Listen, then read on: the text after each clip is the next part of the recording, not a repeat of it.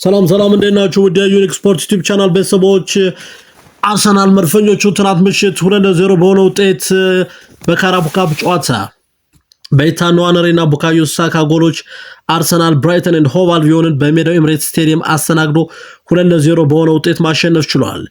ሙሉ በሙሉ ሁለተኛው ቡድን ማለት በሚቻል መልኩ በተቀያሪ ተጫዋቾች የጀመረው አሰልጣኝ ሚኬል አርቴታ ጨዋታውን 2-0 በሆነ ውጤት ማሸነፍ ችሏል።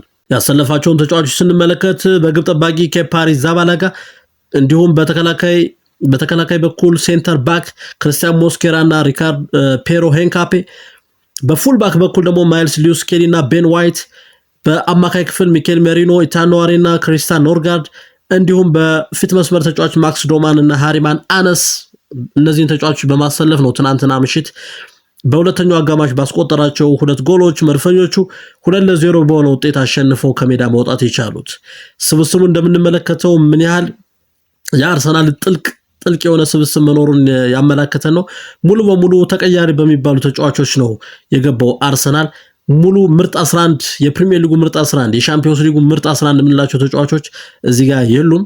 ሁሉም ተቀያሪ ተጫዋቾች ናቸው። ነገር ግን ተቀያሪ ቡድኑ ምን ያህል ጠንካራ እንደሆነ አሰልጣኝ ሚኬል አርቴታ በአርሰናል ቤት የገነባው ቡድን ምን ያህል አሪፍ እንደሆነ ምን ያህል ጠንካራ እንደሆነ የተመለከትንበት ነው ማለት ይቻላል። በተያያዘ መረጃ ትናንት በነበረ ጨዋታ አርሰናል 2-0 ብራይተንን ሲያሸንፍ ሊቨርፑል በሜዳው በአንፊልድ ስቴዲየም በደጋፊዎቹ ፊት በክሪስታል ፓላስ 3-0 ተሸንፏል። ስዋንሲ ሲቲ ማንቸስተር ሲቲ ጋር ያደረገውን ጨዋታ በማንቸስተር ሲቲ 3-1 አሸናፊነት ተጠናቋል። ቸልሲ ከወልቭስ ጋር ያደረገውን በወልቭስ ሜዳ በተደረገው በዚህ ጨዋታ ቸልሲ 4-3 በሆነ ውጤት ማሸነፍ ችሏል። ኒውካስል ዩናይትድ ቶትናም ሆትስፐርስን አስተናግዶ 2-0 በሆነ ውጤት ማሸነፍ ችሏል። በትናንቱ ምሽቱ በአርሰናልና ብራይተን ኤንድ ሆቭ አልቢዮን ጨዋታ ተጽዕኖ መፍጠር የቻሉ የ15 ዓመቱ ማክስ ዶማን ደምቆ ነበር ያመሸው። ፍጹም ቅጣት ምት ያስገኘበት ጨዋታም ነበረ። የፋውል ተሰርቶበት ፍጹም ቅጣት ምት ሊያሰጥ የሚገባው የጨዋታ እንቅስቃሴ ተመልክተናል። ምንም እንኳን የመሃል ዳኛው ፍጹም ቅጣት ምቱን ለመፍቀድ ፍቃደኛ ባይሆኑም ትናንትና ምሽት እንግዲህ በእድሜ ትንሹ በ15 ዓመቱ በካራባኦ ካፕ ዋንጫ የተሰለፈ ተጫዋች ለመሆን በቅቷል። ትናንት ምሽት ማክስ ዶማን 15 ዓመትና 302ኛ ቀኑን ሰለብሬት እያደረገ ነበር።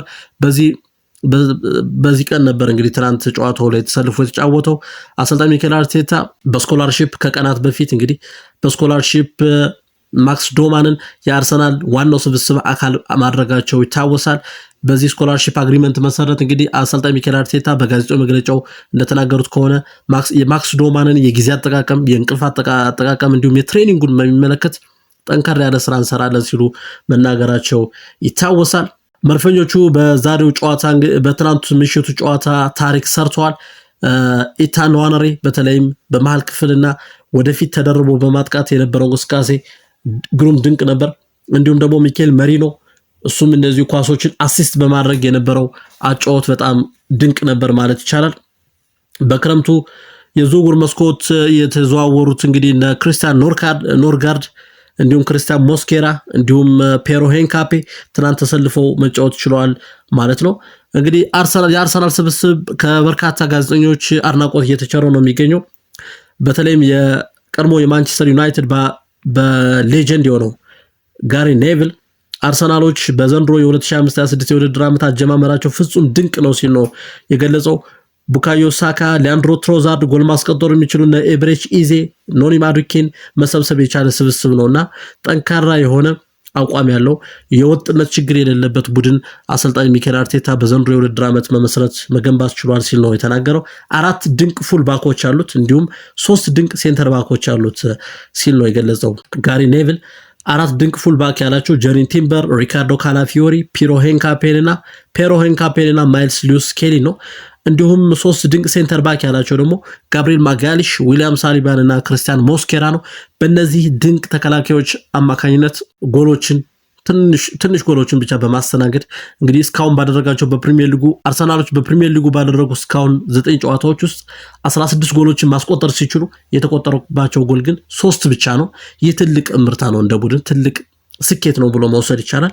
ከዚህ በተጨማሪ ተጫዋቾቹ ያላቸው ቁርጠኝነት እንዲሁም አንድ ለአንድ በሚኖር የጨዋታ ግንኙነት ላይ የማሸነፍ አቅማቸው ጠንካራ መሆኑ ትልቅ ስኬት ነው ተብሏል። ክቡራትና ክቡራን ውድ ዩኒክ ስፖርት ዩቲዩብ ቻናል ቤተሰቦች ዩኒክ ስፖርት ዩቲዩብ ቻናልን ላይክ፣ ሼር፣ ሰብስክራይብ በማድረግ አብራችሁ እንድትሆኑ በድጋሚ እንጋብዛለን። በያላችሁበት መልካም ጊዜ ይሁንላችሁ።